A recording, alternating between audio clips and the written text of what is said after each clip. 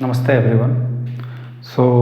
Welcome to my channel, and it's a second part of our C series where we are continuing the compilation stages. Okay, जो हमने last class में compilation stage C का हमने start किया था उसको हम लोग यहाँ पे कंटिन्यू करने जा रहे हैं। तो लास्ट क्लास में हमने क्या कवर कर लिया था? तो लास्ट क्लास में हमने फर्स्ट स्टेज जो प्री प्रोसेसर होता है वो हमने डिटेल में कंप्लीट कर लिया था और आई होप आप लोग को समझ में आया भी होगा। तो हम लोग आगे मूव करते हैं और आगे हमारा जो नेक्स्ट टॉपिक है वो है कंपाइलर। मीन्स जब मैंने आपको फ्लो बताया था कि जब हम सी सोर्स कोड को कंपाइल करते हैं तो पहले प्री प्रोसेसर एग्जीक्यूट होता है, उसके बाद से कंपाइलर आता है। तो यहाँ पर हम लोग लिखने जा रहे हैं सेकेंड स्टेज, जिसके बारे में हम लोग बात करेंगे वो है कंपाइलर। तो सबसे पहले हम इसका फ्लो समझ लेते हैं कि कंपाइलर स्टेज में क्या क्या होता है। देखो, कंपाइलर स्टेज में सबसे पहले हमें क्या मिलता है? प्री प्रोसेस्ड फाइल मिलता है, ठीक है, जिसका एक्सटेंशन होता है .i। ये कहाँ से आता है? जब प्री प्रोसेसर हमारे सोर्स कोड को प्री प्रोसेस करता है तो वो आउटपुट में जनरेट करता है .i फाइल। अब ये जब आता है कंपाइलर के पास तो कंपाइलर सबसे पहले इसमें जो परफॉर्म करता है उसको हम लोग बोलते हैं लेक्सिकल एनालिसिस। ये क्या होता है हम लोग इसको समझेंगे आगे। लेक्सिकल एनालिसिस जब कंपाइलर कंप्लीट कर लेता है तो उसके बाद वो करता है हमारा सिमेंटिक एनालिसिस।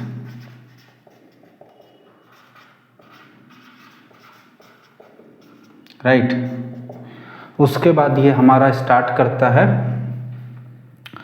यहाँ पे एक और चीज़, लेक्सिकल एनालिसिस और सेमेंटिक एनालिसिस के बीच में एक और स्टेज होता है, वो पहले लिख देते हैं। लेक्सिकल एनालिसिस के बाद सिंटेक्स एनालिसिस होता है,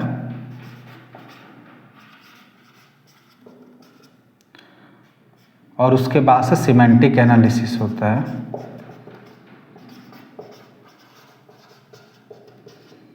एंड देन इसके बाद हमारा क्या होता है? इसके बाद हमारा इंटरमीडिएट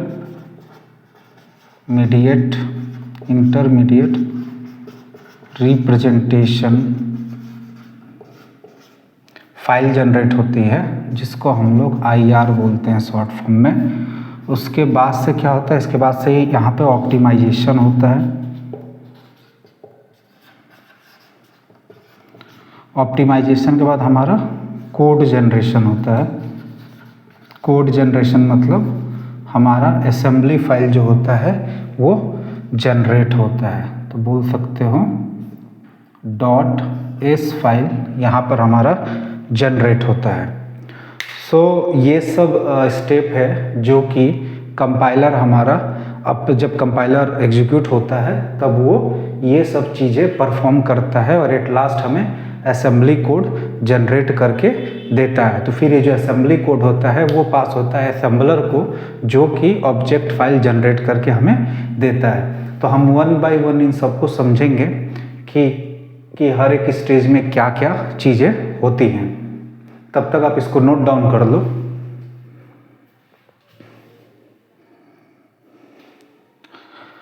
आई होप आप सभी ने नोट डाउन कर लिया होगा। सबसे पहले अगर हम समझे यहाँ पे कंपाइलर, तो कंपाइलर क्या है? तो कंपाइलर एक प्रोग्राम है जो कि कॉल होता है जब हम GCC फाइल नेम करके कंपाइल करते हैं अपने सोर्स कोड को। जब हम कंपाइल करने जाते हैं तो बैकएंड में कंपाइलर एक प्रोग्राम है जो कि प्री प्रोसेस प्रोग्राम के बाद कॉल होता है।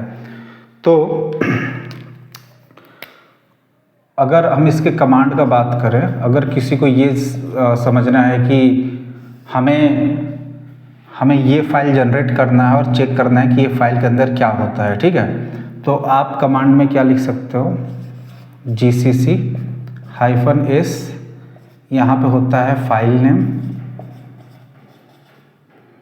देन -o, और यहाँ पर आप जिस नाम का भी .s फाइल बनाना चाहते हैं वो आप जनरेट करवा सकते हैं, ठीक है। तो यहाँ पे भी अपना जो फाइल नेम आप देना चाहो वो आप देकर जनरेट करा सकते हो। तो जब ये कमांड रन होगा तो आपको आउटपुट में एक फाइल नेम 2 करके एक फाइल मिलेगा, ठीक है, जिसका एक्सटेंशन .s होगा, और जब आप उसको ओपन करोगे तो आपको उसके अंदर असेंबली कोड देखने को मिलेगा। ये कमांड हम यूज करते हैं कंपाइलर लेवल पे फाइल को जनरेट करने के लिए। आप लोगों को ये पता चल गया कि इनपुट यहाँ पर क्या है। इनपुट हम यहाँ पे प्री प्रोसेस फाइल लेते हैं और आउटपुट हम क्या लेते हैं, तो आउटपुट यहाँ पर हम .s फाइल हमें मिलता है। तो हम सबसे पहले चलते हैं और समझते हैं कि इसमें लेक्सिकल एनालिसिस होता क्या है।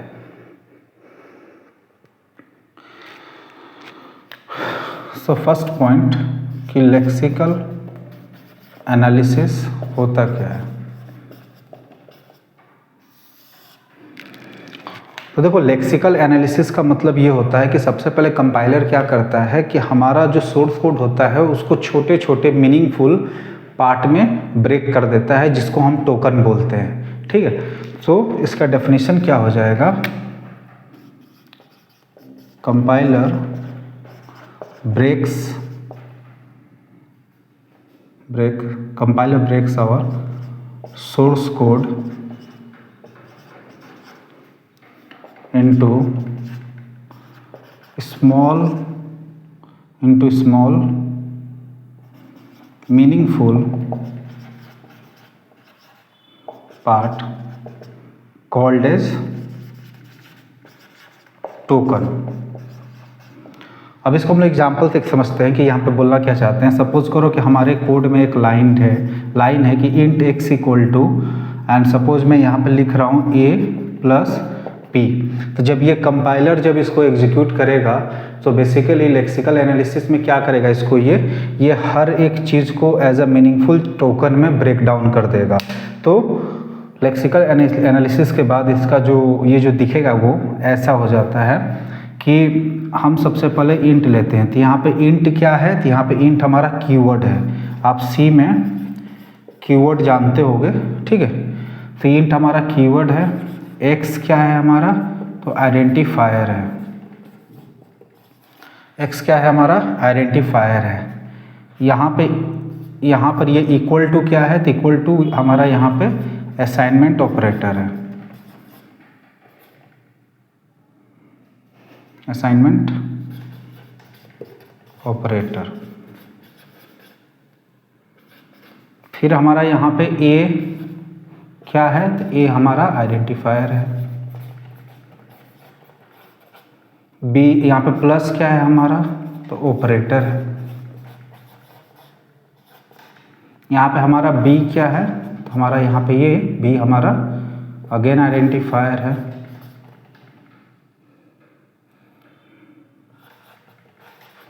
और यहाँ पे हमारा सेमीकोलन क्या है, तो वो हमारा डेलीमीटर है। सो ये जो लाइन है वो लेक्सिकल एनालिसिस में कुछ इस तरीके से ब्रेक डाउन हो जाती है, ठीक है। तो इसी को हम लोग क्या बोलते हैं, लेक्सिकल एनालिसिस बोलते हैं। उसके बाद नेक्स्ट पोर्शन पे जाते हैं हम, जिसको जो है कि हमारा सिंटैक्स एनालिसिस है। सेकेंड स्टेज क्या है, सिंटैक्स एनालिसिस। देखो नाम से ही क्लियर है कि यहाँ पर syntax analysis means what, compiler हमारा सिंटैक्स चेक करता है, पता करता है कि क्या यहाँ पर कोई एरर है या नहीं है, ठीक है। इसके अलावा ये और भी कुछ काम करता है, जिसको जैसे हम ऐसे समझे, तो इसका काम क्या होता है कि ये चेक करता है यहाँ पर कि क्या जो सोर्स कोड है क्या वो ग्रामेटिकली करेक्ट है कि नहीं है। ग्रामेटिकली करेक्ट का मतलब ये हुआ कि जो सी का रूल्स है, जो सी का रूल्स और रेगुलेशन है, क्या उसको ये फॉलो करता है या नहीं करता है।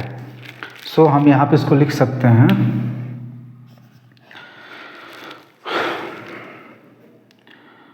वेदर सोर्स कोड फॉलो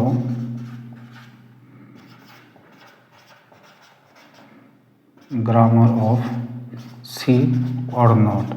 अब इस स्टेज में क्या होता है कि मल्टीपल टाइप के ये चीज़, जैसे कि यहाँ पे इसका काम क्या है कि ये चेक करता है कि जो हमारा सोर्स कोड है क्या वो सी के रूल्स और रेगुलेशन को फॉलो करता है कि नहीं करता है। अब जैसे मान के चलो कि अगर मैं ये बोलूँ कि इंट a इक्वल टू 10 और दूसरा लाइन लिखो इंट b 5। अब मेरे को ये बताओ इन दोनों में से C का ग्रामर कौन फॉलो करता है, मतलब according to the grammatical of C, grammar of C, which line is correct, first one is second one. So आप लोग का क्या आंसर होगा कि ये लाइन सही है, ये लाइन गलत है। ये किस स्टेज पे एनालाइज हुआ, तो ये कंपाइलर के सिंटेक्स एनालिसिस पे एनालाइज होता है। ओके, इसके बाद जैसे कि ये यहाँ पे ये भी चेक करता है कि कोई मिसिंग ब्रैकेट है कि नहीं है। मिसिंग ब्रैकेट का भी एरर दिखता है कि हमने कहीं पे ओपन ब्रैकेट लगाया, उसको क्लोज नहीं किया। फिर हमारा सेमी कॉलन है कि नहीं है, ठीक है।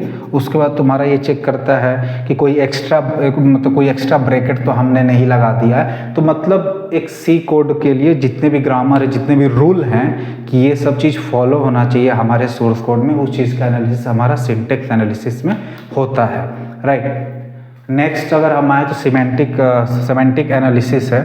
इसके बारे में अगर बात करें तो यहाँ पर क्या होगा कि सिंटेक्स एनालिसिस में ये तो पता चल गया कि हमारा जो सोर्स कोड है क्या वो ग्रामर मतलब वो अकॉर्डिंग टू रूल्स ऑफ सी है कि नहीं है। नेक्स्ट स्टेज में क्या होता है कि ये चेक किया जाता है कि क्या जो ग्रामर के अकॉर्डिंग तो सही है, बट क्या उस लाइन का कोई मीनिंग है कि नहीं है। हम अगर सी में कोई लाइन लिख रहे हैं तो क्या वो लाइन कोई मीनिंग क्रिएट करता है कि नहीं करता है। फॉर एग्जाम्पल सपोज अगर मैंने लिखा इंट ए, ओके, और यहाँ पे मैं लिख दिया, तब हम यहाँ पे क्या कर रहे हैं, हम एक इंटीजर टाइप का वेरिएबल बनाए जिसमें हम एक स्ट्रिंग स्टोर कराने का कोशिश कर रहे हैं। तो अकॉर्डिंग टू ग्रामर देखा जाए, मतलब ग्रामर के अकॉर्डिंग क्या है कि देखो यहाँ पे डेटा टाइप है, वेरिएबल नेम है, सेमी कॉलन है, राइट। यहाँ पे भी वेरिएबल नेम है जो डिक्लेयर ऑलरेडी है, ये असाइनमेंट ऑपरेटर है, यहाँ पे हमने एक स्ट्रिंग लिया। तो ग्रामर वाइज तो हो सकता है कि ग्रामर वाइज जो होगा हम बोल सकते हैं कि सिंटेक्स एनालिसिस में तो कोई दिक्कत नहीं है, लेकिन जब इसके मीनिंग का बात किया जाए तब उसमें क्या पता चलेगा कि हम गलत डेटा टाइप को असाइन कर रहे हैं। हमने इंटीजर टाइप का वेरिएबल बनाया जिसमें हम स्ट्रिंग टाइप के वेरिएबल को वैल्यू को असाइन करने का कोशिश कर रहे हैं, जो कि नहीं होगा। तो यहाँ पर क्या होगा, हमारा कंपाइलर एरर थ्रो करेगा। क्या एरर थ्रो करेगा, data type compatibility mismatch, right. So semantic analysis में ये चेक किया जाता है कि हम जो भी लाइन लिख रहे हैं सी में, क्या वो उसका कोई सेंस बनता है कि नहीं बनता है according to the rule of C. तो आप लोग को ये सिमेंटिक एनालिसिस समझ में आया। एक बार फिर से रिवाइज करा देते हैं। देखो हमारे पास प्री प्रोसेस फाइल आता है, प्री प्रोसेसर से वो हमारा पास होता है फर्स्ट लेक्सिकल एनालिसिस में। अब यहाँ से जो है वो कंपाइलर का पार्ट है। लेक्सिकल एनालिसिस में क्या होता है, हम यहाँ पर सोर्स कोड को छोटे छोटे मीनिंगफुल वर्ड में ब्रेक कर देते हैं, जिसको टोकन बोला जाता है, जो कुछ ऐसा दिखता है। उसके बाद सिंटेक्स एनालिसिस होता है जहाँ पे मतलब सी के रूल्स चेक किए जाते हैं। उसके बाद सिमेंटिक एनालिसिस है जहाँ पे चेक किया जाता है कि क्या कोई डेटा कंपैटिबिलिटी टाइप का कोई इशू है नहीं है, या फिर क्या कोई वो अकॉर्डिंग टू सी रूल के अकॉर्डिंग क्या वो कोई मीनिंग क्रिएट कर रहा है कि नहीं कर रहा है जो हम लाइन लिख रहे हैं। उसके बाद हमारा आता है next stage, that is your IR intermediate representation, okay. So अगर आप यहाँ पे देखोगे तो इसके बाद हमारा देखो, इसके बाद डायरेक्टली ऐसा नहीं होता है कि हमारा .s फाइल बन जाता है, ठीक है, क्योंकि यहाँ तक में तो एरर या फिर जो भी प्रॉब्लम थी उसको एनालाइज किया जा मतलब कंप्लीट हो जाता है। तो इसके बाद बहुत लोग समझते हैं कि इसके बाद डायरेक्ट असेंबली फाइल बनता है। नहीं, इसके पहले एक टेम्पोररी फाइल जनरेट होता है जिसको हम बोलते हैं इंटरमीडिएट रिप्रेजेंटेशन। इस फाइल पे ही क्या होता है, ऑप्टिमाइजेशन किया जाता है। अगर थोड़ा इसका एग्जांपल देख के मैं बताऊं कि ये कुछ तुम्हारा ऐसा दिखेगा। सपोज करो कि अगर इंटरमीडिएट रिप्रेजेंटेशन पे अगर हमारा कोई लाइन है x equal to a plus b multiply c, okay, ये लाइन है। तो IR फाइल में ये कैसा दिखेगा, तो यहाँ पर हम एक वेरिएबल बनाएंगे और सबसे पहले इस कैलकुलेशन को परफॉर्म करेंगे, ठीक है, क्योंकि अब प्लस और मल्टीप्लाई है तो आपको पता होगा कि इन दोनों में से सबसे पहले एग्जीक्यूट कौन सा होगा, कैलकुलेशन कौन सा होगा। तो अगर हम सबसे पहले क्या होता है, इन दोनों का हम कैलकुलेशन करते हैं तो यहाँ पर b मल्टीप्लाई c का जो वैल्यू होता है वो t1 वेरिएबल में स्टोर होगा। फिर यहाँ पे हम एक t2 वेरिएबल बनता है जिसमें हम क्या करते हैं, हम लिखते हैं a प्लस t1। t1 क्यों? क्योंकि t1 के जगह मतलब t1 में हम ये वैल्यू स्टोर कर रहे हैं तो यहाँ पर हम t1 लिख दिए। जब आप t1 का वैल्यू ये पुट करोगे तो ये ओरिजिनल लाइन में कन्वर्ट हो जाएगा।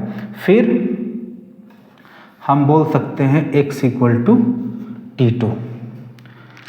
तो बेसिकली कुछ ऐसा दिखता है हमारा IR फाइल में। तो देखो मीनिंग सेम ही है, ओके।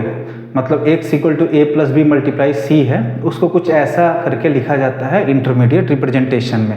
अब यहाँ पर क्या होता है, हमारा ऑप्टिमाइजेशन होता है और सबसे ज़्यादा इम्पोर्टेंट और इंटरव्यू पॉइंट ऑफ से इम्पोर्टेंट जो पॉइंट है वो यही है। हो सकता है कि बहुत सारे इंटरव्यू में लोग इन सब पे फोकस ना करें कि लेक्सिकल एनालिसिस क्या होता है, सिंटैक्स एनालिसिस क्या होता है, बट वो ऑप्टिमाइजेशन कॉन्सेप्ट पे ज़रूर फोकस करते हैं क्योंकि जब हम वोलेटाइल केस पढ़ेंगे तो वहाँ पे हम बात करते हैं ऑप्टिमाइजेशन का, ठीक है। तो वहाँ पर लोगों को इंटरेस्ट ये होता है जानने का कि किस टाइप का ऑप्टिमाइजेशन का हम बात कर रहे हैं, क्या क्या टाइप का ऑप्टिमाइजेशन होता है। तो इसीलिए इस टॉपिक को हम लोग थोड़ा सा डिटेल में समझेंगे। देखो मल्टीपल टाइप के ऑप्टिमाइजेशन होते हैं, ठीक है, बट यहाँ पे हम यहाँ पे पूरे के पूरे ऑप्टिमाइजेशन कवर नहीं करेंगे। कुछ जो इम्पोर्टेंट है, जितना आपको जानना चाहिए वो चीज़ें मैं यहाँ पे बताऊँगा, तो आप इसको नोट डाउन कर लो, फिर आगे बढ़ते हैं।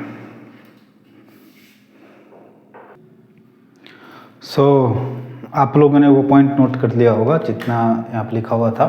तो अभी हम लोग मूव करते हैं किस पर, अभी हमारा जो है हम ऑप्टिमाइजेशन को थोड़ा समझते हैं कि ऑप्टिमाइजेशन में क्या क्या होता है।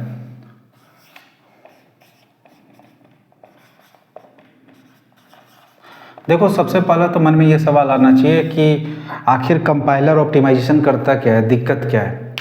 तो देखो होता क्या है ना, अगर बात करें तो जब हम एम्बेडेड में काम करते हैं, ठीक है, एम्बेडेड में बोलो या फिर जब भी हम किसी सिस्टम के साथ काम करते हैं तो वहाँ पर मेमोरी एक बहुत ही बड़ा फैक्टर होता है, क्योंकि हमारे पास ऐसा नहीं है कि बहुत ज़्यादा अमाउंट में मेमोरी है। मेमोरी कॉन्स्टेंट होता है, बहुत ही कम मेमोरी होती है जिसमें हमें बहुत सारी चीज़ें रन करनी होती हैं।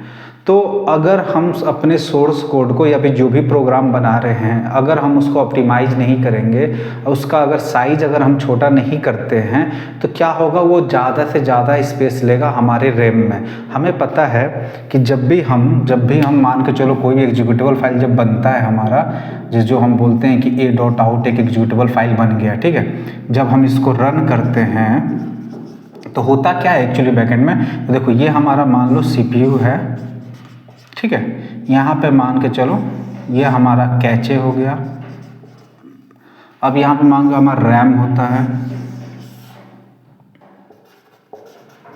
और इधर मान लो हमारा सेकेंडरी मेमोरी होती है, ठीक है, SSD बोल दो, हार्ड डिस्क बोल दो, तो सेकेंडरी मेमोरी होती है।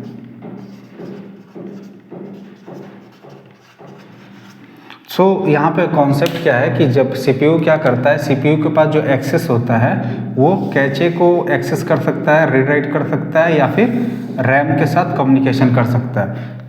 CPU सेकेंडरी मेमोरी के साथ कोई कम्युनिकेशन नहीं कर सकता है।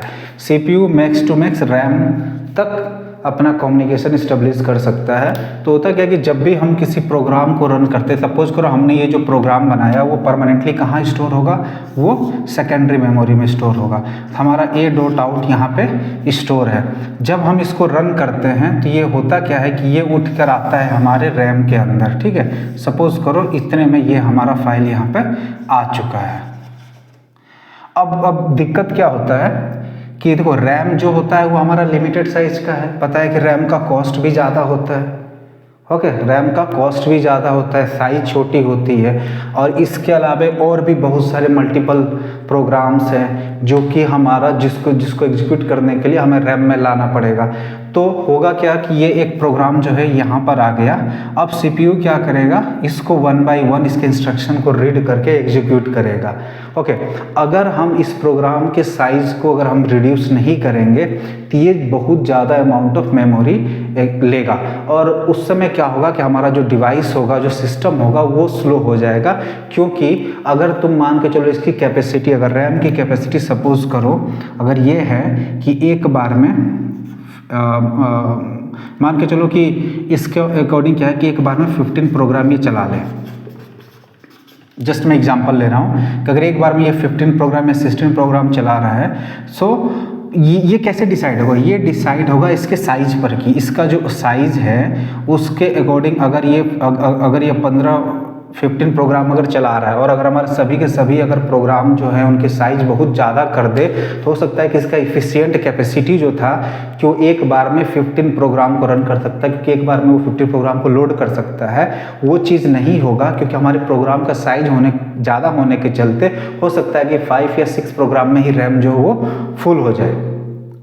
तो जो इफिशियंसी है, अब देखो जितने मतलब सीपीयू का जो इफिशियंसी निकलता है कि सीपीयू कितने फास्ट एग्जीक्यूट करेगा, कितने नंबर ऑफ प्रोग्राम को रन करेगा, वो डिपेंड करता है कि रैम में कितने सारे प्रोग्राम हैं, राइट। अब अगर रैम में ही अगर हम कम प्रोग्राम लोड कर पा रहे हैं तो इसका मतलब सीपीयू चाह के भी उसको एग्जीक्यूट नहीं कर पाएगा, तो इफिशियंसी सीपीयू का क्या होगा? कम हो जाएगा, राइट। तो सीपीयू इफिशियंट वे में काम करे तो उसके लिए हमें मेमोरी को सही तरीके से यूज करना पड़ता है कि हम कोशिश करते हैं कि हमको जितना रिक्वायरमेंट है हम उतना ही मेमोरी यूटिलाइज करें। अगर कुछ भी एक्स्ट्रा है हमारे कोड में या फिर हमारे प्रोग्राम में हम उसको हटा दें, तो वो जो काम करता है वो कंपाइलर परफॉर्म करता है। कंपाइलर देखता है कि क्या कुछ ऐसा चीज़ है इनके कोड में जिसको हम हटा सकते हैं, जिससे साइज ऑफ एग्जीक्यूटेबल फाइल कम हो जाए और वो कम मेमोरी हमारे रैम में ले। सो ये कहानी होती है। इसलिए मेमोरी, जब आप एम्बेडेड में काम करते हो तो वहाँ पे मेमोरी जो होती है केबी में होती है, ठीक है। अब आप सोचो एक केबी में जो मेमोरी है आप उस पर कैसे काम करोगे? अगर आपको ऑप्टिमाइजेशन आता ही नहीं है तो आप तो कोई भी प्रोग्राम बना के रैंडम उसमें लोड करने का कोशिश करोगे तो फिर हैंग होगा ना, प्रोसेसर स्लो हो जाएगा आपका। जो जैसे आपको चाहिए कि ये जो प्रोग्राम है इतने टाइम में एग्जीक्यूट होना चाहिए, वो हो ही नहीं पाएगा। इसलिए मेमोरी समझना, ऑप्टिमाइजेशन समझना बहुत ही इंपॉर्टेंट होता है as a embedded software engineer के लिए, या फिर जो एम्बेडेड में काम करते हैं, चाहे आप कंट्रोलर में काम करो चाहे आप प्रोसेसर में काम करो, ये समझना बहुत ही ज़्यादा इंपॉर्टेंट है। तो अब यही बात करते हैं कि ऑप्टिमाइजेशन में आखिर हमारा कंपाइलर करता क्या क्या है।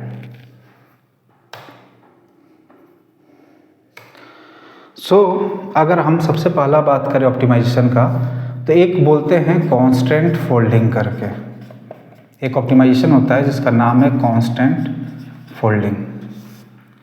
अब ये कांस्टेंट फोल्डिंग में क्या होता है ना कि सपोज करो हम एक एग्जांपल ले रहे हैं, इंट x इक्वल टू 10 + 20। ये लाइन हमारे कोड में है, ठीक है। तो सीपीयू कंपाइलर क्या करेगा कि ऑप्टिमाइजेशन लेवल में क्या करेगा, इस कांस्टेंट वैल्यू को कैलकुलेट कर देगा। मतलब कांस्टेंट फोल्डिंग होगी ऑप्टिमाइजेशन पे, जहाँ पे ये लाइन कन्वर्ट हो जाएगा किसमें, 30 में। मीन्स व्हाट, ये हमारा ओरिजिनल लाइन था, ऑप्टिमाइजेशन होने के बाद क्या हो गया, ये लाइन हमारा ये बन गया। तो इसको हम लोग बोलते हैं क्या, ये हमारा है कांस्टेंट फोल्डिंग ऑप्टिमाइजेशन, जिसमें हम कांस्टेंट वैल्यू का कैलकुलेट कर लेते हैं, राइट। अब अगर नेक्स्ट का हम बात करें, अगर कांस्टेंट फोल्डिंग के बाद, तो हमारा नेक्स्ट है कांस्टेंट प्रोपगेशन। नेक्स्ट जो ऑप्टिमाइजेशन होता है वो होता है कांस्टेंट प्रोपगेशन। अब इसमें क्या होता है, अब इसमें अगर एग्जांपल ले, जैसे सपोज करो मैंने एग्जांपल लिया int x equal to 10, okay. And हमने नेक्स्ट एग्जांपल लिया int y equal to x + 10।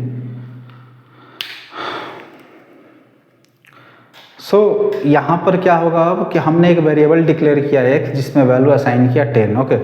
अब हमने दूसरा वेरिएबल असाइन किया, डिक्लेयर किया, डेट इज y, जिसमें हम ये लाइन लिख रहे हैं। तो कांस्टेंट प्रोपगेशन में क्या होता है कि ये वेरिएबल के वैल्यू को उसके कांस्टेंट वैल्यू से रिप्लेस कर देता है। ये लाइन क्या बन जाएंगी, ये लाइन हो जाएगा इंट y इक्वल टू 10 + 10। फिर ये क्या बन जाएगा, int y equal to 20, okay. Finally हमारा हुआ क्या कि जो हमारे ऑप्टिमाइजेशन से पहले ये जो 2 लाइन थी उसको ऑप्टिमाइज करके क्या कर दिया गया, सिंगल लाइन बना दिया गया int y इक्वल टू 20। तो इससे क्या हुआ, साइज कम हुआ, राइट। तो ये हमारा कहलाता है कांस्टेंट प्रोपगेशन, जिसमें हम क्या करते हैं कि वेरिएबल के वैल्यू को रिप्लेस कर देते हैं एट अ कंपाइल टाइमिंग। सो ये रहा हमारा सेकेंड टाइप ऑफ ऑप्टिमाइजेशन। अगर हम नेक्स्ट बात करें तो नेक्स्ट होता है हमारा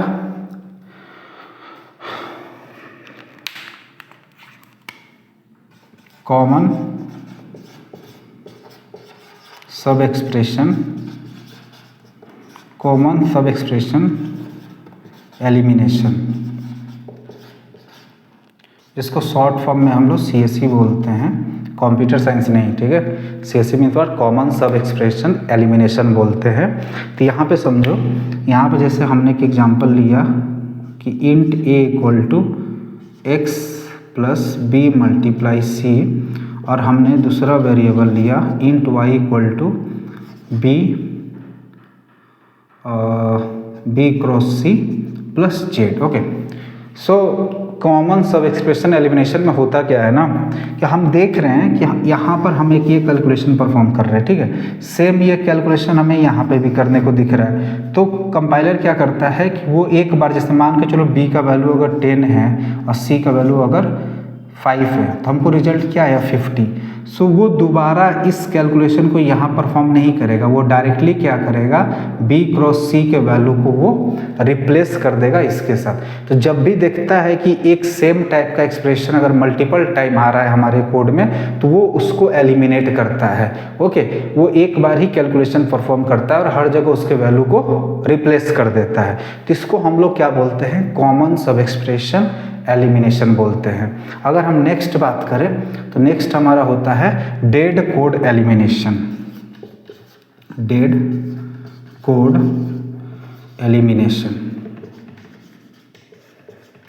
अब इसमें क्या होता है ना कि जैसे मान चलो कोड में बहुत सारे टाइम हम ऐसे लाइन लिख देते हैं या फिर ऐसे वेरिएबल्स या चीज़ों को यूज करते हैं जिसका कोई ज़रूरत होता नहीं है हमारे एग्जीक्यूशन में। हमें पता होता है कि जब हमारा प्रोग्राम एग्जीक्यूट होगा तो वो लाइन कभी भी एग्जीक्यूट होगी ही नहीं। जैसे सपोज करो, अगर मैं एक एग्जांपल लेता हूँ जैसे इफ़ करके, और यहाँ कुछ कंडीशन है और मैंने लिखा है कि रिटर्न -1 कर देने का, और फिर यहाँ पे हमने एक प्रिंटफ स्टेटमेंट लगा दिया है, कुछ भी मैसेज प्रिंट करा रहे हैं, ब्रैकेट क्लोज। अब मुझे ये बताओ, जब ये कंडीशन मान के चलो यहाँ पर अगर ये पोर्शन जब ये अंदर आकर रन करना स्टार्ट होगा, जब एग्जीक्यूट स्टार्ट, जब ये कंडीशन ट्रू होगा और ये जब रन करेगा तो यहाँ रिटर्न -1 क्या करेगा, कोड को एग्जिट करा देगा, राइट। तो क्या कभी भी ये लाइन एग्जीक्यूट होगी किसी भी हाल में? क्या ये प्रिंटफ वाला लाइन एग्जीक्यूट होने वाला है? तो नहीं। बट अगर हमारे कोड में ये रहेगा तो ये क्या करेगा, मेमोरी तो ऑक्यूपाई करेगा कि नहीं करेगा। जब एग्जीक्यूटेबल फाइल बनेगा वो उसमें इसका भी मेमोरी ये यूज करेगा। जब हमें पता है कि इस चीज़ का कोई यूटिलाइजेशन नहीं है तो हम उसको कोड में क्यों रखें? तो कंपाइलर क्या करता है, चेक करता है कि अगर ऐसा कोई लाइन है, इंस्ट्रक्शन है जिसका जो एग्जीक्यूट नहीं होने वाला है, उसको क्या करता है, वो रिमूव कर देता है, डिलीट कर देता है। तो जिसको हम बोलते हैं डेड कोड एलिमिनेशन। इसके अलावा भी बहुत सारे ऑप्टिमाइजेशन होता है, जिससे मान के चलो कि कभी कभी क्या होता है कि हम मान के चलो कोई सेंसर से हम डेटा ले रहे हैं, ठीक है, ओके। बट ये ऐसा है कि वो जो डेटा दे रहा है या फिर कुछ ऐसा कंडीशन बनाया है जिसमें वेरिएबल की जो वैल्यू है वो फ्रीक्वेंटली चेंज नहीं हो रही है। वो ऐसा है कि एक कंडीशन पे डिपेंड करता है कि अगर ऐसा हुआ तो वो वैल्यू चेंज होगी, और मान के चलो कि ऐसा भी हो सकता है कि वो वैल्यू चेंज होने में बहुत ज़्यादा टाइम लगे। तो उस केस में क्या होता है, कंपाइलर ये समझ लेता है कि ये तो वैल्यू चेंज हो नहीं रही है, तो वो उस वैल्यू को भी ऑप्टिमाइज कर देता है। कैसे ऑप्टिमाइज करता है वो चीज़ हम समझेंगे जब हम वोलेटाइल केस पढ़ेंगे वहाँ पर, ठीक है। तब आपको समझ में आएगा कि वोलेटाइल कीवर्ड हम यूज क्यों करते हैं, क्या ज़रूरत है। बेसिकली जो हमारा कंपाइलेशन जो स्टेज होता है जिसमें कंपाइलर होता है वो क्या परफॉर्म करता है, अभी तक हमने क्या देखा कि लेक्सिकल एनालिसिस परफॉर्म करता है, फिर सिंटेक्स एनालिसिस होता है, फिर सेमेंटिक एनालिसिस होता है, उसके बाद क्या होता है, उसके बाद हमारा बताओ, सोच के बताओ कि पहला क्या हुआ, लेक्सिकल हो गया, फिर हमारा सेमेंटिक ये सिंटेक्स हो गया, फिर हमारा आपका सेमेंटिक हो गया। उसके बाद क्या होता है, आईआर फाइल जनरेट होता है। आईआर फाइल जब जनरेट होता है तो उस पर क्या होता है, ऑप्टिमाइजेशन होता है। क्वेश्चन ये भी पूछा जा सकता है कि किस स्टेज पे ऑप्टिमाइजेशन होता है। ओके, तो आप बताओगे कि जब कंपाइलर हमारा प्री प्रोसेस फाइल को एग्जीक्यूट करता है तो उसके अंदर इंटरमीडिएट रिप्रेजेंटेशन फाइल बनता है आईआर, जिस पर ऑप्टिमाइजेशन किया जाता है। किस टाइप के ऑप्टिमाइजेशन होते हैं तो आपने यहाँ पे देख लिया। ठीक है, तो ये मोस्ट ऑफ द एग्जांपल है जिसको आपको समझना जरूरी था। इसके अलावा भी बहुत सारे ऑप्टिमाइजेशन होते हैं, बट इतना आप समझ गए वो भी काफ़ी है। इस स्टेज के बाद क्या होता है, कोड जनरेशन स्टेज में जाता है। तो कोड जनरेशन स्टेज में ज़्यादा कुछ हमें नहीं देखना है फिलहाल। देखो, कोड जनरेशन में क्या होता है, हमारा असेंबली कोड जनरेट होता है। असेंबली कोड जनरेट होता है जिसको हम .s फाइल बोलते हैं। तो देखो, आप असेंबली लैंग्वेज अगर आइडिया होगा तो आप लोग कॉलेज में पढ़े होंगे, फोर्थ ईयर क्या I think third year fourth year में पढ़ाया जाता है। माइक्रो प्रोसेसर का सब्जेक्ट होता है। सो वो फाइल जनरेट होती है हमारा यहाँ पे। और अब ये जो फाइल जनरेट होती है ना, ये आर्किटेक्चर डिपेंडेंट होती है। ठीक है, मतलब क्या कि देखो, हमारा जो सिस्टम होता है, हो सकता है कि हमारा जो लैपटॉप है, जो सिस्टम है, उसमें उसमें क्या हो, तुम्हारा आर्म प्रोसेसर होल्ड करता है और वो आर्म आर्किटेक्चर पे बेस्ड हो। ठीक है, अगर मान के चलो कि हमारा x86 अगर आर्किटेक्चर है, ये भी हो सकता है। तो ये जो फाइल जनरेट होती है .s फाइल, वो आर्किटेक्चर डिपेंडेंट होती है। मतलब .s के अगर आर्म होगा तो आर्म के लिए अलग से जनरेट होगी, x86 के लिए अलग से जनरेट होगी। अगर आप इसके लिए कंपाइल करते हो और सोचते हो कि वो फाइल को हम इस पर रन कर दें तो वो नहीं होगा।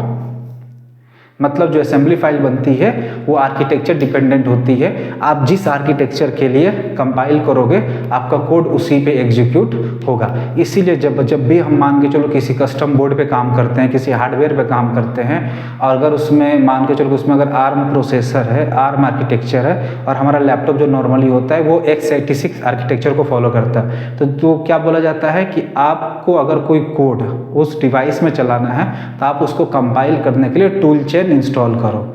तो टूल चेन क्या करता है, क्रॉस कंपाइलर होता है जो कि उस आर्किटेक्चर के लिए कंपाइल करता है हमारे होस्ट पीसी में। इसीलिए याद रखना, जो असेंबली फाइल बनती है वो आर्किटेक्चर डिपेंडेंट होती है। इसीलिए हमें टूल चेन का यूज करना पड़ता है, क्रॉस कंपाइलर का यूज करना पड़ता है, जिससे हम होस्ट सिस्टम में ही किसी दूसरे आर्किटेक्चर के लिए इसको कंपाइल कर सके। तो बस यहाँ पे आपका असेंबली फाइल जनरेट हो गया। उसके बाद वो फाइल कहाँ जाएगा, नेक्स्ट स्टेज क्या था, असेंबलर का स्टेज है। ठीक है, तो असेंबलर में क्या होता है और फिर उसके बाद लिंकर में क्या होता है, ये चीज़ हम लोग नेक्स्ट क्लास में कवर करेंगे। ये वीडियो बहुत ज़्यादा लंबा हो जाएगा। ठीक है, तो नेक्स्ट पार्ट में हम ये कंपाइलेशन स्टेज कंप्लीट कर देंगे और होपफुली हम लोग मेमोरी लेआउट इन सी भी स्टार्ट कर देंगे।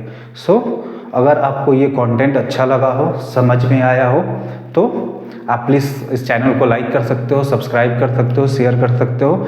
अगर कोई भी आपका फीडबैक है तो प्लीज़ आप कमेंट करिए, उस फीडबैक को मैं देखूंगा और इम्प्रूव करने का कोशिश करूंगा अगर कुछ भी मुझे ऐसा लगता है। ओके, मिलते हैं हम लोग तब नेक्स्ट वीडियो में। और मैं कोशिश कर रहा हूँ कि एटलीस्ट डेली में एक वीडियो डालूँ, but I am not sure, let's see, but I will try to upload at least 1 video daily. Okay, मिलते हैं नेक्स्ट क्लास में। जय हिंद।